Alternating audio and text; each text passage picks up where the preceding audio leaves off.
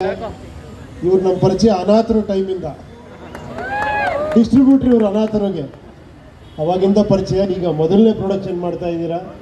First ಪ್ರೊಡಕ್ಷನ್ನೇ ಭಾಳ ವಿಭಿನ್ನವಾಗಿ ಡಿಫ್ರೆಂಟಾಗಿ ಈ ಥರ ಒಂದು ಕಟೌಟ್ ಇಟ್ಟು ಅದನ್ನು ಈ ಥರ ಓಪನ್ ಮಾಡಿ ಈ ಥರ ಪಟಾಕಿ ಹಿಡಿದು ಮಾತಾಡೋಕ್ಕೆ ಬಿಡ್ದಿರೋ ನೀವೇ ಫಸ್ಟ್ ಟೈಮ್. ಆಮೇಲೆ ಲೋಹಿತ್ ಅವರೇ ಮಹಾನ್ ಖಿಲಾಡಿ ಡೈರೆಕ್ಟ್ರ್ ಇವರು. ಏನೋ ಒಂದು ವೆರೈಟಿಯಾಗಿ ಯೋಚನೆ ಮಾಡ್ತಿರ್ತಾರೆ ನೋಡಿ. CCTV ಇಟ್ಕೊಂಡು ಒಂದು ಪಿಕ್ಚರ್ ಮಾಡ್ತೀನಿ ಅಂತ ಬಂದರೆ ಏನು ತಲೆ ಇರಬೇಕು, ಈ ಮನುಷ್ಯ ಹಾಲಿವುಡಲ್ಲಿ ಇರಬೇಕಾಗಿತ್ತು.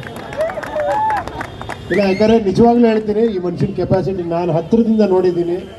ಮಮ್ಮಿ ಇರ್ಬೋದು, ದೇವಕಿ ಇರ್ಬೋದು, ಭಾಳ ವಿಭಿನ್ನವಾಗಿ ನನಗೂ ಒಂದು 2-3 ಕಥೆ ಹೇಳಿದರೆ ಪಿಕ್ಚರ್ ಮಾಡಬೇಕು ಅಂತ. ನೋಡೋಣ ಯಾವಾಗ ಯೋಗ ಲಭ್ಯ ಆಗುತ್ತೆ ಗೊತ್ತಿಲ್ಲ.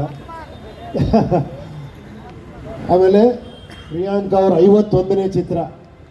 ನಮ್ಮ ಮನೇಲಿ ಅಡುಗೆ ಮಾಡ್ಕೊಂಡು ರುಚಿ ರುಚಿಯಾಗಿ ಊಟ ಹಾಕೊಂಡು 51 ಪಿಕ್ಚರ್ ಮಾಡಿಬಿಟ್ಟಿದ್ದಾರೆ ಜೊತೆಲಿ ಇದ್ಕೊಂಡು. ನಾವಿನ್ನೂ ನಿಧಾನಕ್ಕೆ ವರ್ಷಕ್ಕೆ 2 ವರ್ಷಕ್ಕೆ ಒಂದು ಸಿನಿಮಾ ಮಾಡ್ಕೊಂಡಿದ್ದೀವಿ. ಇಲ್ಲಿ ಏನು ಮಾಡೋಕ್ಕಾಗಲ್ಲ ಅಲ್ವಾ. ಒಳ್ಳೇದಾಗಲಿ. ಕ್ಯಾಪ್ಚರ್ ತುಂಬ ಚೆನ್ನಾಗಿದೆ, ಐಡಿಯಾನೇ ತುಂಬ ಚೆನ್ನಾಗಿದೆ. CCTVಲಿ ಮಾಡ್ತಿದ್ದೀರಾ ಅಂದರೆ ರಿಯಲ್ ಕ್ಯಾಮ್ರಾನ ಬರೀ CCTVನೇನಾ? ರಿಯಲ್ ಕ್ಯಾಮ್ರಾ CCTV ಥರ ಮಾಡ್ತಾ ಇದ್ದೀರಾ.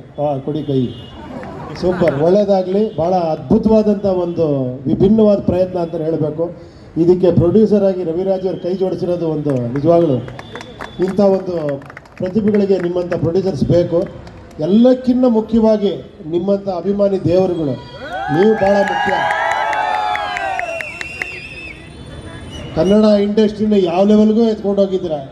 ಅದೇ ಥರ ಚಿಕ್ಕ ಚಿಕ್ಕ ಚಿತ್ರಗಳಿಗೂ ಕೂಡ, ಹೊಸ ಪ್ರಯತ್ನಗಳಿಗೂ ಕೂಡ ನೀವೆಲ್ಲ ಬೆಂಬಲ ಕೊಡಬೇಕು.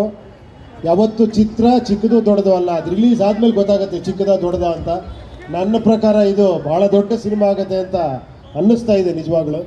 ಭಾಳ ಅದ್ಭುತವಾದ ಪ್ರಯತ್ನ ಕೈ ಹಾಕಿದ್ದೀರಾ. ಒಳ್ಳೆಯದಾಗಲಿ ನಿಮಗೆ.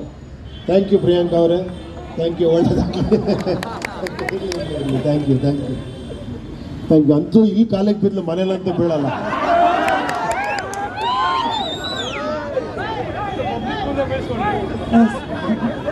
ಇನ್ನು ನಮ್ಮ ಜೊತೆಗೆ ವೀರೇಶ್ ಥಿಯೇಟರ್ ಮಾಲೀಕರಾಗಿರುವಂತಹ ಕುಶಾಲ್ ಅವರಿದ್ದಾರೆ ಸರ್.